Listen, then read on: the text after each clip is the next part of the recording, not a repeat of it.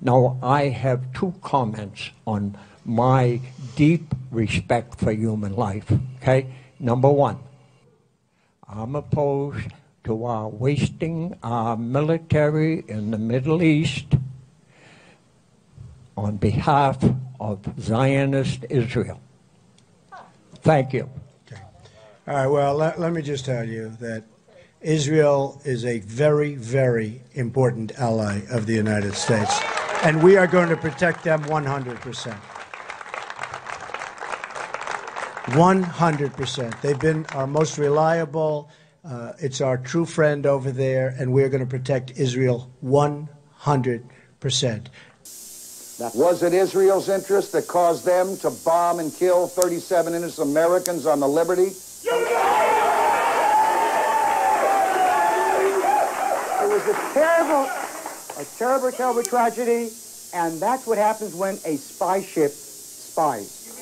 Terrible, even to your allies. I agree with your allies. I represent the USS Liberty Veterans Association, the LVA.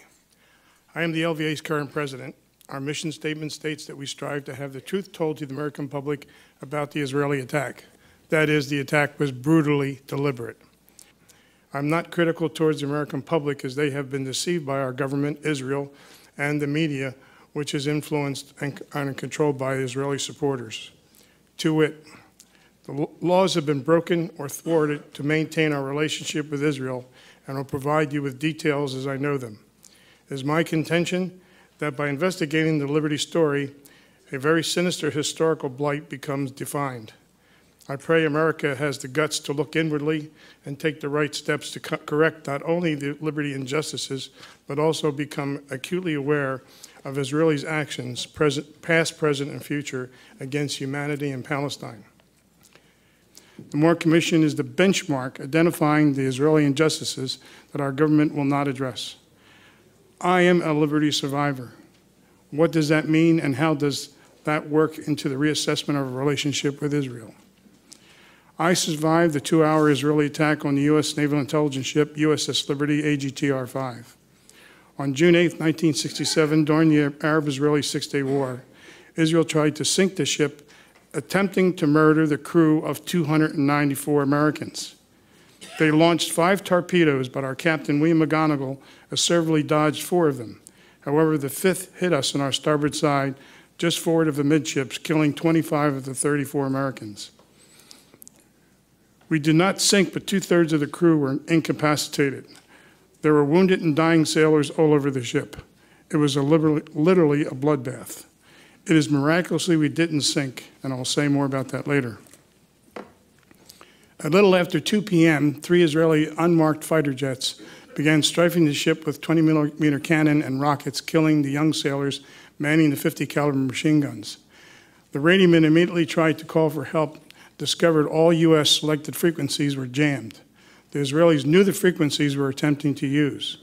Nevertheless, the radioman finally got through to the 6th Fleet. No help was forthcoming that day, as the 6th Fleet had White House orders not to launch aircraft to come to our aid.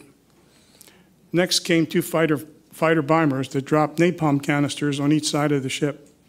Even though they were being shot at, the Liberty crew eventually put out the fires.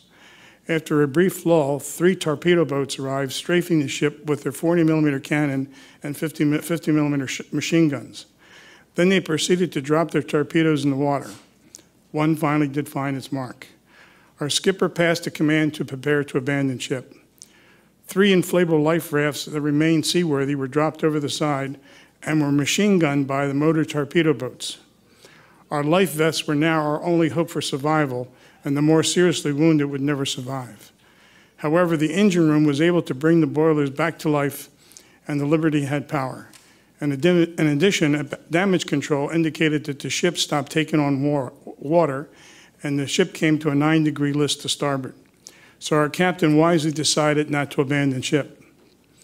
In order to secure the Jewish vote for upcoming elections, they could not have Israel taken to task. This was a major historical event. Any other time, their action would have been an act of war.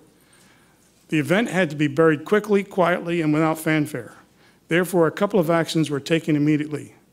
The Navy told the Liberty survivors never to talk about the attack to anyone, including our families, or face a $10,000 fine or 10 years imprisonment. We now know the order came from Mayush Dayan. We have declassified CIA cable exposing his order. One of the generals in the room that morning explained, "This is pure murder." But they went ahead as the order came from the defense minister, until an IDF Navy admiral later gave the order to stop the attack as the ship refused to sink. You see, their war plans included taking Syrian territory, the Golan Heights.